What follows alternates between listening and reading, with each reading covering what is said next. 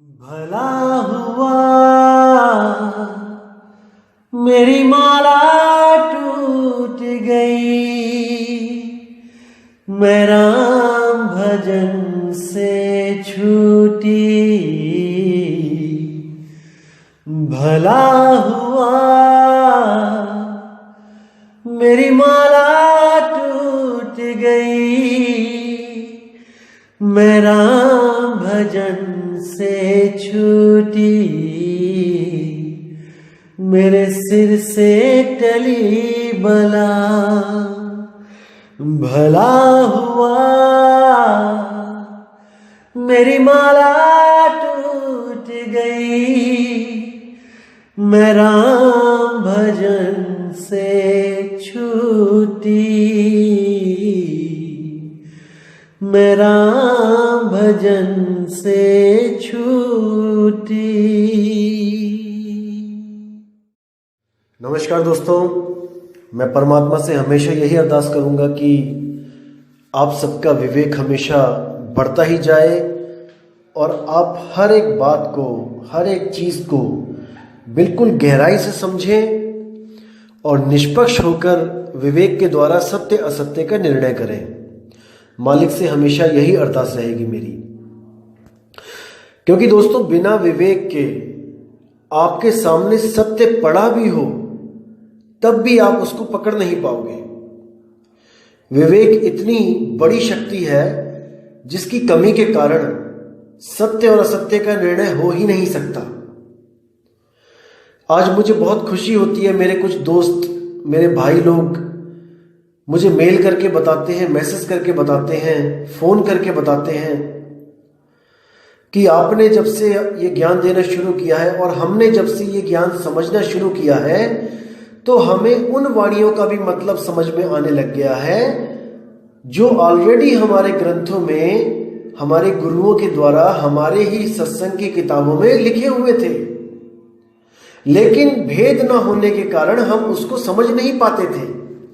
लेकिन अब हम जब से ये ज्ञान समझने लगे हैं तब से हर वाणी का निचोड़ हम स्वयं करने लगे हैं। हर वाणी का अर्थ हमें स्वयं समझ में आने लगा है।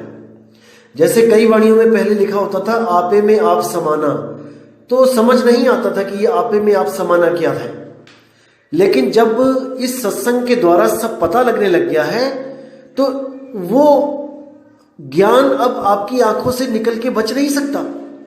अब आप उसको कहीं भी परख सकते हो, पकड़ सकते हो। आपे में आप समाना, या अक्षर के आगे नी अक्षर का उजाला, या सोहम जहां पे लिखा है ओहम लिखा है। दोस्तों मैं ओहम को भी बताना चाहूंगा। जैसे सोहम है यानी जो तू सोहम, जैसा तू वैसा मैं, इसी को ओहम भी बोलते हैं, बस भाषा का फर्क है। जो तू सोहम, ओ तू ओहम। पंजाबी भाषा में सो को ओ कह देते हैं। जैसे वो हम भी होता है, वो हम, इसी को ओ हम और सो हम भी बोल देते हैं।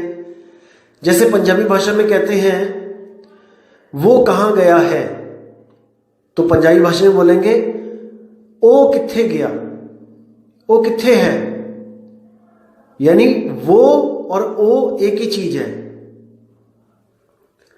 सो ही तो मैं कह रहा हूं, सो ही तो मैं कह रहा हूं, इसको पंजाबी में बोलेंगे ओही तो मैं कह रहा है।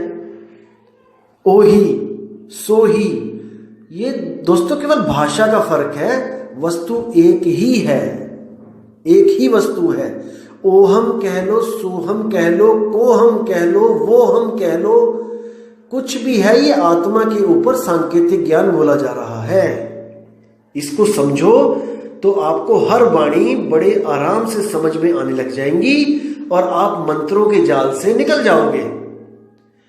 जैसे साहिब कह रहे हैं तंत्र मंत्र सब झूठ है, इनमें ना उलझे कोई, और सार नाम जाने बिना कागा हंस ना होए।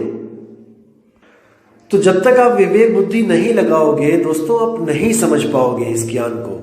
इसीलिए मैं कहता हूं कि विवेक की तलवारें हमेशा तैयार रखो निकाल के, और जैसे ही अज्ञान आता है उसको काट दो।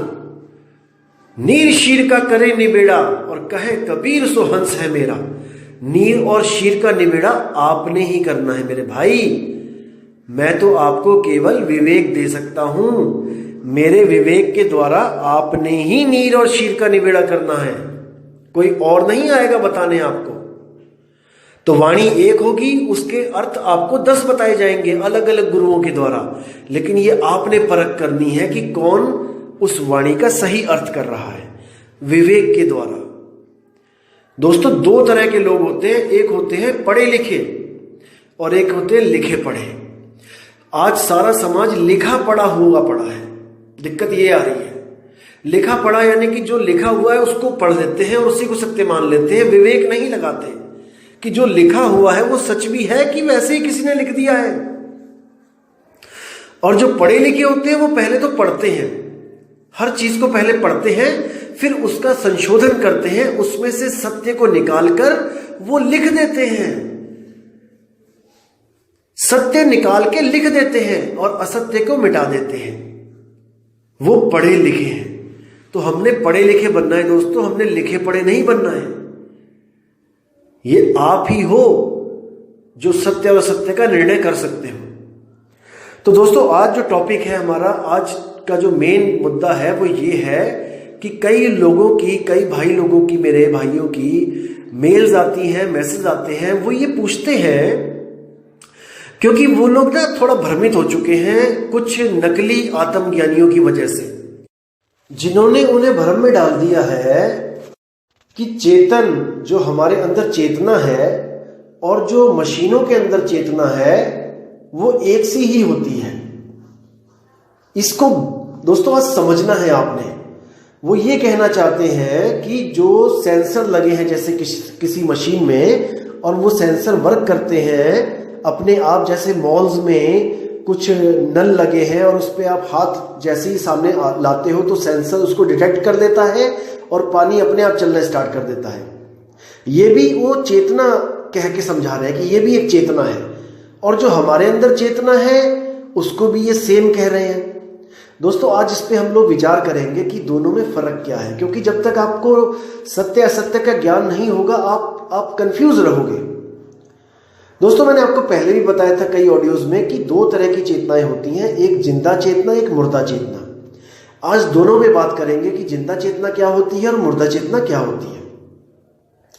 दोस्तों, मैंने आपको एक उदाहरण दिया था कि जिंदा चेतना वो होती है जैसे किसी गली में 4 कुत्ते खड़े हैं और अगर वो, जैसे आप उस गली में जाते हो और आपको कुत्ते काटते हैं तो आप दोबारा उस गली में जाने की हिम्मत नहीं करोगे, क्योंकि आप जीवित चेतना हो, आप निर्णय कर सकते हो कि मेरे लिए क्या सही और क्या गलत है।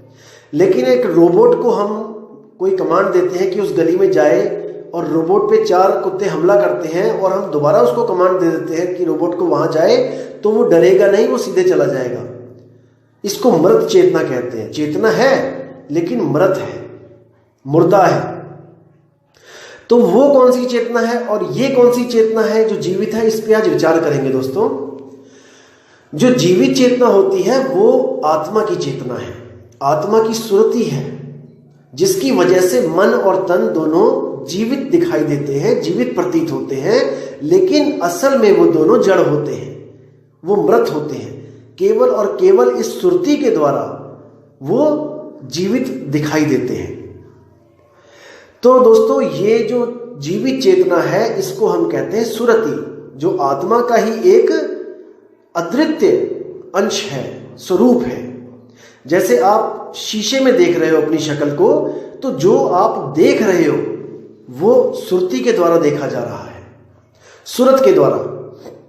और कई बार होता है कि आप बैठे भी होते हो कहीं पे और सामने वो चीज होती भी है और आपकी सूरत कहीं और होती है और आपको वो चीजें होती हुई भी नहीं दिखाई देती हैं। जैसे मान के चलो कि आप टीचर कोई आपको पढ़ा रहा है और आप सामने बैठे हो उसके, और ब्लैक बोर्ड पे कुछ सवाल लिख रहा है, आपके सामने ब्लैक बोर्ड भी है, टीचर भी है और वो सवाल भी लिखा जा रहा है, लेकिन आपकी जो सुरती है वो कहीं और है, आप कहीं और ही चले गए हो क्लास में बैठे बैठे। तो वो सब सामने होते हुए भी आपके लिए अदृश्य है और आपकी सुरती कहां पे है, जो चीज आप सोच रहे हो। ये जीवित सुरती है दोस्तों, ये जीवित सुरती है। और जो मृत श्रुति है वो क्या है, मृत चेतनता क्या है, वो है इलेक्ट्रिसिटी, वो है एनर्जी। जो एनर्जी होती है जिसके द्वारा हर चीज चल रही है, जैसे रोबोट में हर चीज चल रही है क्योंकि उसमें सेल लगे हैं। बिजली है तो सब कुछ चल रहा है, बिजली नहीं तो कोई सेंसर काम नहीं कर रहा है। जो उसकी चेतना का जो स्रोत है वो है बिजली। बिना बिजली के, बिना सेल के कुछ नहीं हो सकता। जैसे आपका मोबाइल है, वो फेस डिटेक्ट करता है, वो थंब डिटेक्ट करता है, वो पैटर्न डिटेक्ट करता है, सब कुछ डिटेक्ट कर रहा है वो केवल और केवल बैटरी की वजह से। अगर उसमें बैटरी नहीं है तो उसमें लाइट भी नहीं जलेगी, सब कुछ खत्म है। तो वही बैटरी, वही एनर्जी, वो जीवित चेतना से कैसे अलग है, आज इस पे बात करेंगे। दोस्तों पहले आपको बता दूं मैं कि दोनों की डेफिनेशन सेम है, इसको समझो। दोनों की डेफिनेशन सेम होगी बिल्कुल। कैसे? जैसे हम कहते हैं कि आत्मा या आत्मा की सुरति, इसको ना तो कोई पैदा कर सकता है और ना ही इसका कोई नाश कर सकता है। ना तो आत्मा कभी पैदा होती है, ना ही इसका कभी नाश होता है, यानी कि ये इनफाइनाइट टाइम तक जीवित रहती है, हमेशा रहेगी। और ये एक रस होती है दोस्तों, इस पे विचार करना कि एक रस, यानी ये हमेशा समान रहेगी, एक सी रहेगी, चाहे कितने युग क्यों ना बदल जाए, चाहे कोई भी शरीर क्यों ना धारण कर लिया जाए, लेकिन ये एक सी ही रहेगी। अब दोस्तों बात करते हैं मुर्दा चेतना पे। मुर्दा जो है एनर्जी, वो उसकी क्या डेफिनेशन है? उसकी भी सेम डेफिनेशन है। Energy neither be created nor be destroy. ऊर्जा को ना तो कभी पैदा किया जा सकता है और ना ही इसका कभी नाश किया जा सकता है, but we can just transform it from one form to another form. यानी हम इसको बदल सकते हैं एक ऊर्जा से दूसरी ऊर्जा में। जैसे उदाहरण दूंगा मैं, जैसे sun is the source of energy, जो सूरज है वो स्रोत है एनर्जी का। सूरज से जो लाइट एंड हीट एनर्जी आ रही है, हमने उस एनर्जी को अपने सोलर पैनल पे, उस पे हिट करवाया, सोलर पैनल लगवाए और उस पे सूरज का जो प्रकाश है उसको हिट करवाया। तो अब जो हीट एंड लाइट एनर्जी है वो कन्वर्ट हो जाएगी किसमें? इलेक्ट्रिकल एनर्जी में। और उस इलेक्ट्रिकल एनर्जी को हम बैटरीज में स्टोर कर लेंगे, जो होगी डीसी, डायरेक्ट करंट। अब इस डीसी को हम इन्वर्टर के द्वारा एसी में कन्वर्ट कर देंगे। तो उस करंट को हम इन्वर्टर के द्वारा जब कन्वर्ट कर देंगे तो वही इलेक्ट्रिकल एनर्जी जब पंखे में जाएगी तो वो मैकेनिकल एनर्जी में कन्वर्ट हो जाएगी, और वही इलेक्ट्रॉनिक एनर्जी जब बल्ब में जाएगी तो वही electronic energy, electrical energy convert हो जाएगी हीट एंड लाइट एनर्जी में। तो इसी तरह ये एनर्जी एक दूसरे में कन्वर्ट होती जाती है और ये कभी खत्म नहीं होती, ये बदलती ही जाती है। अब इस एनर्जी में और हमारी जो चेतनता है, इन दोनों में बस यही फर्क है कि हमारी जो आत्मा है वो कभी बदलती नहीं है, वो एक रस है। और ये जो एनर्जी है ये बदल जाती है। तो कबीर साहब कहते हैं, जो बदले सो माया संतों। जो भी चीज बदल जाती है वो माया है, और जो माया है हमने उसको सत्य नहीं स्वीकार करना है। सत्य वो है जो कभी बदलता नहीं है। तो इस पे पूरा विचार करो दोस्तों, आपको हर चीज समझ में आएगी। और जो लोग कहते हैं कि अगर रोबोट को मंत्र दे दिया जाए, एक सांस में सोहम और एक सांस में ओहम बोलेगा तो रोबोट भी, उसकी भी चेतना आजाद हो जाएगी, दोस्तों इनसे बड़ा मूर्ख कोई नहीं है इस दुनिया में। क्योंकि वो चेतना जीवित चेतना ही नहीं है, उसको आजादी की कोई जरूरत ही नहीं है। क्या कोई इलेक्ट्रॉनिक चीज आपने देखी है जो मुक्ति के लिए गुरु धारण कर रहा है? नहीं कर रहा है। ये तो केवल जीवित चेतना है, ये इंसान है जो गुरु के लिए, मुक्ति के लिए दर दर भटक रहा है, क्योंकि उसको पता है कि मुझे दर्द होता है, इस चेतना को दर्द होता है भाई, महसूस कर सकता है ये चेतन मन और तन के द्वारा। लेकिन उस चेतन को, जो नकली चेतना, डुप्लीकेट चेतना है, उसको दर्द महसूस नहीं होता है। एक रोबोट को आप कितना भी मारो, कितना भी क्यों ना तोड़ो उसको, लेकिन वो हाय नहीं कहेगा। और आपके अगर कोई एक डंडा मारेगा तो आपके मुंह से हाय निकलेगा। यही फर्क है एक जीवित और मृत चेतना में। दोस्तों, आपने भ्रमित नहीं होना है ऐसे नकली आत्मज्ञानियों की बातें, फिजूल की बातें सुनकर, बिना सिर पैर की बातें सुनकर। आपने संतों पे भरोसा रखना है, आपने संतों की वाणियों पे भरोसा रखना है। और आपको एक चीज और बता दूं कि कई लोग कहते हैं कि देखो ये बाणियां ही पढ़ के सुनाते रहते हैं या ये नकलची हैं। दोस्तों, बाणियां पढ़ने का एक मकसद होता है, जैसे बाणियां लिखने का एक मकसद है। बाणियां लिखने का मकसद ये है कि किसी भी आदमी को वो रास्ता बताया जाता है बाणियों के द्वारा कि वो जिस रास्ते पे चल रहा है वो सत्य है या नहीं है। उसको परखने के लिए बाणी लिखी जाती है। बाणियां रटने के लिए नहीं लिखी जाती कि इसको आप रट लो तो आप मुक्त हो जाओगे, नहीं। जैसे कोई नक्शा बनाया जाता है, कोई गाइड वाली किताब लिखी जाती है। जैसे कोई अंग्रेज भारत में आता है तो वो एक किताब खरीदता है, इंडिया गाइड, जिसमें उसको हर प्रदेश के बारे में, हर देश के हर कोने के बारे में, शहरों के बारे में एक नॉलेज होती है। वहां पे रास्ते भी लिखे होते हैं और रूट भी लिखा होता है कि कैसे कैसे पहुंचना है। तो अगर वो केवल किताब पढ़ता रहेगा दोस्तों, वो कहीं जा नहीं पाएगा। किताब तो उसकी हेल्प करेगी सही रास्ता खोजने के लिए। इसी तरह बाणियां केवल हमारी मदद कर सकती हैं हमारे सच्चे अनुभव के लिए, कि हमें जो अनुभव हो रहा है, जो हमारे पास नाम है, वो सच्चा है भी या नहीं, इसकी परख करने के लिए बाणियां लिखी हैं। ये एक तरह का नक्शा है जिसके बिना हम मंजिल पे नहीं पहुंच सकते। और जो लोग कहते हैं कि आप बाणियां छोड़ दो, आप बाणियां पढ़ के भ्रमित हो जाते हो, दोस्तों वो ये कहना चाह रहे हैं कि आप अपने अपने नक्शे फाड़ दो और आप खुद से खोज करो। दोस्तों, अरबों जन्म लग जाएंगे, अरबों जन्म बिना नक्शे के उस चीज को खोजने के लिए।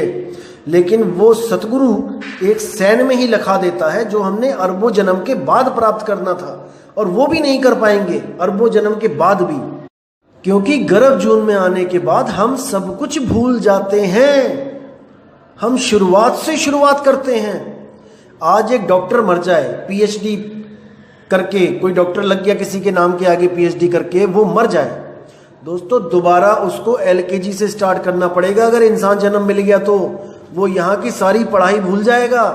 अगले जन्म में दोबारा से जीरो से स्टार्ट करेगा, फिर 99 पे आके फिर मर जाएगा, फिर जीरो से स्टार्ट करेगा, क्योंकि 100 तक तो पहुंच ही नहीं सकते बिना गुरु के। ऐसे ही नहीं लिख दिया संतों ने कि गुरु बिन पढ़े जो वेद पुराना, सार न जाने रहे अज्ञाना। बिना गुरु के वेद पुराण भी पढ़ लोगे, सार नहीं निकाल पाओगे, क्योंकि सार तो सतगुरु आके बताता है। तो दोस्तों, आपने भ्रमित नहीं होना है, ऐसे लोगों से बच के रहना है और उनके ज्ञान को चुनौती देनी है अपने विवेक के द्वारा। अब मैं आपको देता हूं विवेक। आपने क्या सवाल करना है ऐसे नकली आत्मज्ञानियों से? आप सबसे पहले उनको ये पूछो कि आप कहते हो कि हमें खुद को मार देना है, यानी कि आप पूरी तरह से मर जाओ तो आप मुक्त हो जाओगे। तो उनसे पूछो कि भाई, जब हम पैदा नहीं हुए थे, जब प्रथम बार हम इस दुनिया में नहीं आए थे, उससे पहले भी तो हम मरे हुए थे, उससे पहले भी तो हम मुक्त थे। तो जब हम पहले से मरे हुए थे और हमें सुन्न ने जिंदा कर दिया, सुन्न ने हमें पैदा कर दिया, और हम दोबारा से फिर मर जाएंगे, तो क्या गारंटी है कि सुन्न हमें पैदा नहीं करेगा? दोबारा हम पैदा नहीं होंगे? क्या लिखित गारंटी है इसकी? क्योंकि हम पैदा होने से पहले मरे ही हुए थे। तो क्या कारण हुआ कि हमें सुन्न ने पैदा किया और आत्मा खड़ा देखता रहा, हंसता रहा, और आज वो करोड़ों में से, अरबों में से किसी एक आदमी को कहता है कि आत्मज्ञान दे देता हूं, और वो बाकियों को नहीं दे रहा है, पक्षपात कर रहा है वो आत्मदेव। सुन्न के बारे में कह देंगे कि ये एक सनातन प्रणाली है, कोई सनातन नियम है, ये अखंड नियम है, आत्मा के द्वारा बनाए गए नियम है, क्योंकि सुन्न तो जड़ है, चेतन तो आत्मा ही है, आत्मा ही सब कुछ है, तो कानून तो आत्मा ही बनाएगा, सुन्न क्या बनाएगा कानून?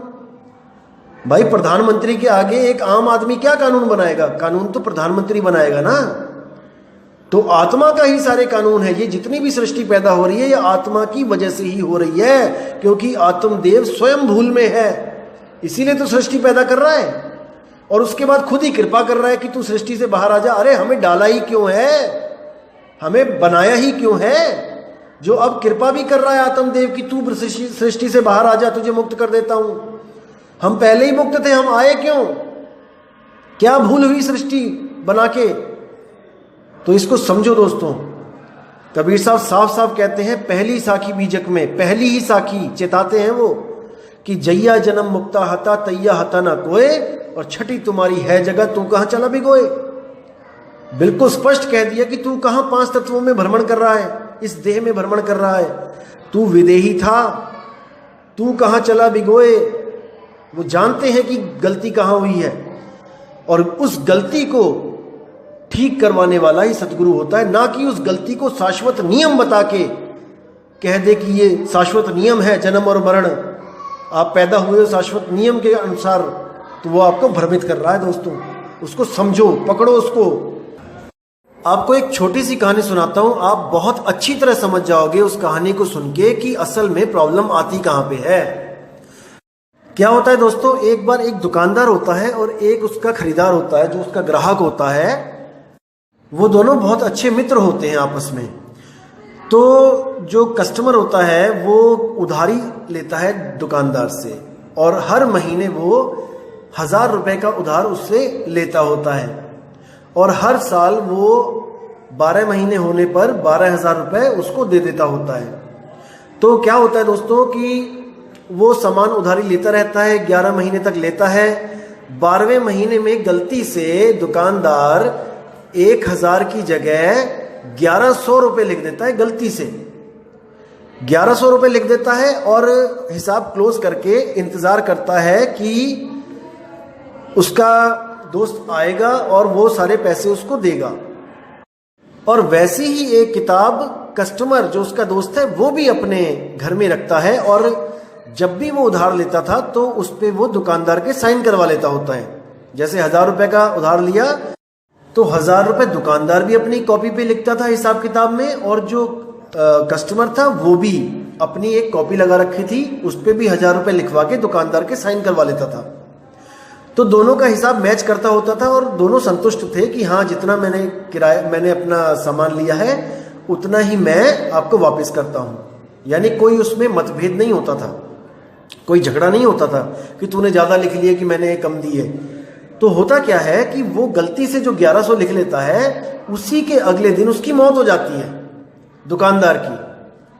तो जब कस्टमर आता है दुकान पे हिसाब किताब करने, तो उसका लड़का बैठा होता है दुकान पे।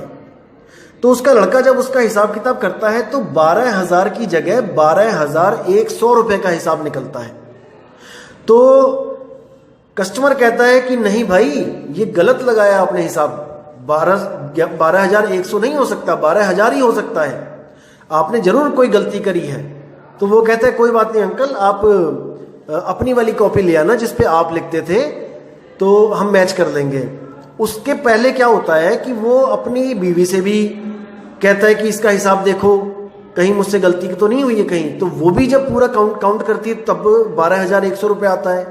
तो वो कहता है गलती तो नहीं निकली। फिर अपने लड़कों से कहता है कि तुम देखो, वो भी हिसाब करते हैं, 12,100 ही आता है, कोई प्रॉब्लम नहीं है, क्योंकि सबका हिसाब तो वही आएगा, कितनी बार भी गिन लो उसको, क्योंकि उनको गलती नहीं पता है कि गलती कहाँ पे हो रही है, वो केवल उस लिखी हुई का हिसाब लगा रहे हैं।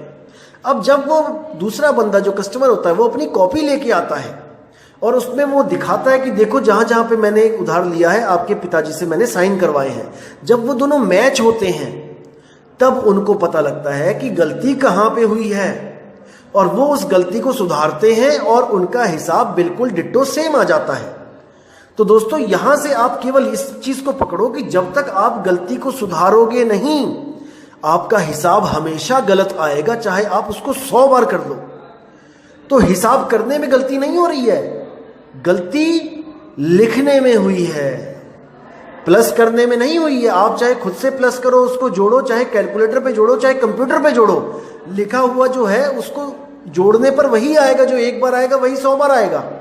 लेकिन जब लिखने में ही गलती हो गई है तो भाई गलती जोड़ में नहीं है। इसी तरह जो शून्य से पहला जीव जो प्रकट हुआ है, जो कहते हैं नकली आत्मज्ञानी की महाचेतन सत्ता प्रकट हो गई उस शून्य में से।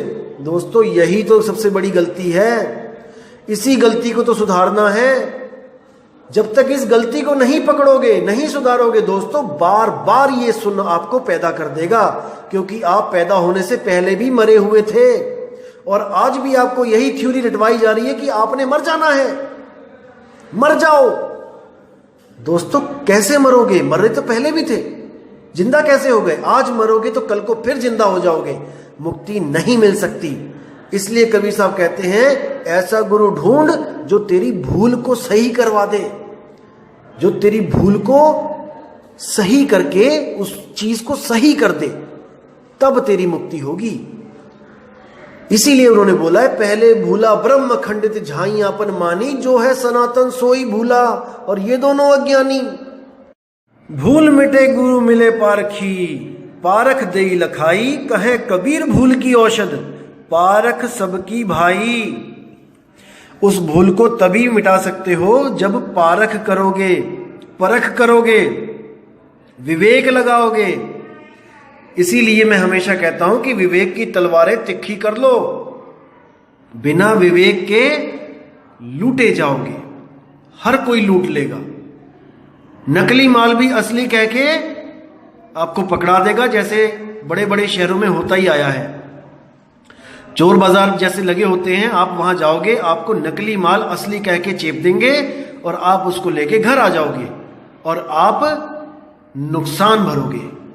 इसलिए दोस्तों हमेशा विवेक को जागृत रखो, चेत रखो, सचेत रखो अपने आप को, ताकि कोई आपको लूट ना ले। क्योंकि मीठी मीठी बातें और अटपटी बातें करने वाले बहुत से मिलेंगे जो आपको बातों में उलझा लेंगे।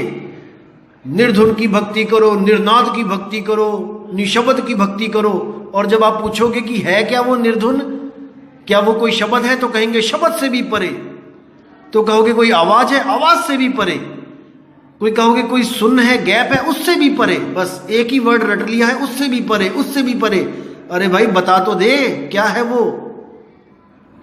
नहीं बताएंगे क्योंकि खुद को नहीं पता। निर्नाद निर्धुन की भक्ति करो। कैसे करोगे? बताओ, भेद बताओ। अरे तुमसे ज्ञान लेने के बाद भी अगर हमें इंतजार करना पड़ेगा तो फिर इससे अच्छा तो हम आत्मदेव से ले लेते डायरेक्ट ज्ञान। आपसे लेने की क्या जरूरत पड़ी हमें? आत्मदेव खुद हमें ज्ञान दे देता। तो दोस्तों भ्रमित नहीं होना है ऐसे लोगों के चक्कर में। है वो मेरा ही भाई, लेकिन अगर मेरा भाई आप लोग का नुकसान करेगा तो वो मेरा भाई नहीं है। मैं आपको सचेत करूंगा उससे, हालांकि मेरी उससे कोई दुश्मनी भी नहीं है, लेकिन मैं उससे बचाने की पूरी कोशिश करूंगा आपको, क्योंकि आप मेरे मालिक के हंस हो। मेरा किसी से कोई बैर नहीं है, मेरा कोई दोस्त नहीं है। कबीर खड़ा बाजार में चाहे सबकी खैर, और ना काहू से दोस्ती ना काहू से बैर। हम सत्य के पुजारी हैं भाई, हम सत्य की बात रखेंगे अपनी परख के द्वारा। अब ये आप देखो कि हम आपके लिए शुभचिंतक हैं या हम आपके दुश्मन हैं, ये आपने देखना है। मैं अपने मुंह से नहीं बोलूंगा कि मैं शुभचिंतक हूं कि मैं दुश्मन हूं। आप मेरी बातें सुनो और आपको लगता है कि आपका कल्याण हो सकता है तो आप अपना शुभचिंतक मानो, और आपको लगता है कि अगर मैं आपका गलत करने जा रहा हूं, हितकारी नहीं हूं, तो आप मुझे मेरा दुश्मन मानो अपना, कोई दिक्कत नहीं है। लेकिन मेरा फर्ज है आपको सत्य और असत्य से अवगत कराना। आपका फर्ज है कि विवेक के द्वारा सत्य को पकड़ना, असत्य को त्यागना, तभी मुक्त हो सकते हो भाई, नहीं तो उलझाने वाले लाखों पड़े हैं यहां पे। अब एक बात और आती है, एक मेल और आई थी, मुझे पूछा किसी भाई ने कि आत्मा क्या जीवित और मृत दोनों इंसानों में है? जैसे कोई आदमी जिंदा है, बातें कर रहा है, तो उसमें भी आत्मा है, और कोई मर गया तो उसमें भी आत्मा है। जैसे इन अज्ञानियों ने, इन नकली आत्मज्ञानियों ने भ्रमित कर दिया लोगों को कि वो मुर्दे में भी है और वो जीवित में भी है। दोस्तों अगर वो मुर्दे में भी है और वो जीवित में भी है तो वहां पे कोई भेद नहीं होना चाहिए था। लेकिन मुर्दा बोल नहीं सकता, पड़ा हुआ है, और जीवित बोल रहा है, खा रहा है, पी रहा है, हंस रहा है। दोनों में बच्चा भी बता सकता है कि क्या फर्क है। इन नकली आत्मज्ञानियों की बुद्धियों पे क्या पत्थर पड़ गए हैं मुझे तो समझ में नहीं आता। असल में ये लोग ब्रह्म को आत्मा समझ बैठे हैं। आपको मैं बता दूं दोस्तों कि ब्रह्म सर्वव्यापी है। ऐसी कोई जगह नहीं जहां पे ब्रह्म नहीं है, चाहे वो जीवित आदमी हो चाहे मृत हो। जिंदा आदमी में भी ब्रह्म है और मुर्दा आदमी में भी ब्रह्म है, क्योंकि ब्रह्म सर्वव्यापी है, आत्मा सर्वव्यापी नहीं है। ब्रह्म की तरह आत्मा सर्वव्यापी नहीं है। इसको गांठ बांध लो आप। आत्मा का भेद बताया जाता है, ब्रह्म तो हर जगह है, भेद बताने की भी जरूरत नहीं है, वो बिना जाने ही सब कुछ है। आप साकार को मान रहे हो तो वो साकार ब्रह्म है, आप निराकार को मान रहे हो वो निराकार ब्रह्म है। दोनों तरह के ब्रह्म है, सर्वगुण भी है निर्गुण भी है। इसीलिए कबीर साहब ने कहा कि सर्वगुण निर्गुण द्वंद्व पसारा और दोनों पड़ गए काल की धारा। ना साकार ना निराकार, परमात्मा ना साकार है ना निराकार है, आत्मा ना साकार है ना निराकार है। आत्मा दोनों से परे शब्द स्वरूप है। इसको समझो, इसको समझ लिया तो भ्रम से निकल आओगे कि परमात्मा साकार है या निराकार है। साकार और निराकार देह के लक्षण हैं भाई, विदेह के लक्षण नहीं है। इस बात को गहराई से समझ लो। तो दोस्तों, उम्मीद करूंगा कि आज के इस ज्ञान से आपके काफी भ्रम के पर्दे उठे होंगे और आप में विवेक शक्ति और बड़ी होगी कि आप सत्य और असत्य का निर्णय कर सको। दोस्तों, मैं बस यही चाहता हूं कि आप इतने विवेकी हो जाओ कि आपको कोई मूर्ख ना बना पाए। आजकल ट्रेंड चला हुआ है कि लोगों को मूर्ख बना के अपनी इज्जत करवाना, अपनी वाहवाही लूटना, चाहे आपको कैसे ही मूर्ख क्यों ना बनाया जाए, चाहे बातों से, साम दाम दंड भेद कुछ भी करके, आपको भ्रमित करके खुद महान बन जाना और सबको अपना गुलाम बना लेना। मानसिक गुलाम। दोस्तों, मानसिक गुलाम शारीरिक गुलाम से भी ज्यादा खतरनाक होता है। जो लोग ये मानसिक गुलाम बनाते हैं लोगों को, ये बुद्धि को कैच कर लेते हैं, अपने इशारों पे चलाते हैं, आपकी विवेक की क्षमता खत्म कर देते हैं।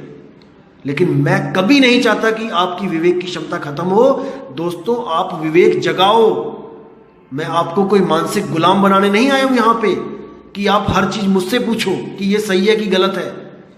आप में भी वही शक्ति है दोस्तों जो मुझ में है। बस विवेक जगा लो अपना। एक दीपक बुझा हुआ जब तक ही बुझा हुआ होता है जब तक दूसरा दीपक आके उसको जला ना दे, और जैसे ही दूसरा दीपक जलाता है तो उस जले हुए दीपक में से कुछ कम नहीं होता और उतना ही ज्ञान सामने वाले में प्रकट भी हो जाता है। जैसे आप 100 रुपए में से किसी को 10 रुपए देते हो तो आपके पास वो 10 रुपए कम हो जाएंगे, 90 बचेंगे और सामने वाले के पास 10 हो जाएंगे। लेकिन ज्ञान रूपी जो दीपक है, उस दीपक में से कुछ घटता नहीं है। जितनी लौ पहले थी उतनी ही अब रहेगी और उसमें से उतनी ही लौ किसी और दीपक को दे दी जाएगी, वो भी उतना ही प्रकाशित हो जाएगा। तो दोस्तों, मैं यही चाहता हूं कि आप भी इतने विवेकी हो जाओ कि ऐसे नकली आत्मज्ञानी आपको भ्रमित ना कर पाए, ये फालतू की बातें करके, फिजूल की बातें करके। तो दोस्तों, उम्मीद करूंगा कि आज बहुत ही ज्यादा विवेक आपका जागृत हुआ होगा और मालिक से दुआ करूंगा कि आप ऐसे ही विवेकी होते चले जाओ और आप सत्य पथ पे अग्रसर हो जाओ और मुक्ति की तरफ हमेशा कदम बढ़ाते चलो। तो इसी के साथ दोस्तों मैं विदा चाहूंगा और बहुत जल्दी नई ऑडियो के साथ आपके सामने आऊंगा और बहुत अच्छी वाणियां लेके आऊंगा संतों की, जिससे आपको परख हो जाएगा कि आप सही रास्ते पर हो या नहीं। इसी के साथ दोस्तों मुझे विदा दीजिए। जय गुरु बंदी छोड़ बैराग साहिब, जय गुरु बंदी छोड़ मदन साहिब, जय जय सतगुरु बंदी छोड़ सतगुरु सत्य कबीर साहिब की सदा ही जय हो। साहिब बंदगी सतनाम। भला हुआ मेरी माला टूट गई, मैं राम भजन से छूटी। भला हुआ मेरी माला टूट गई, मैं राम भजन से छूटी। मेरे सिर से टली बला, भला हुआ मेरी माला टूट गई, मैं राम भजन से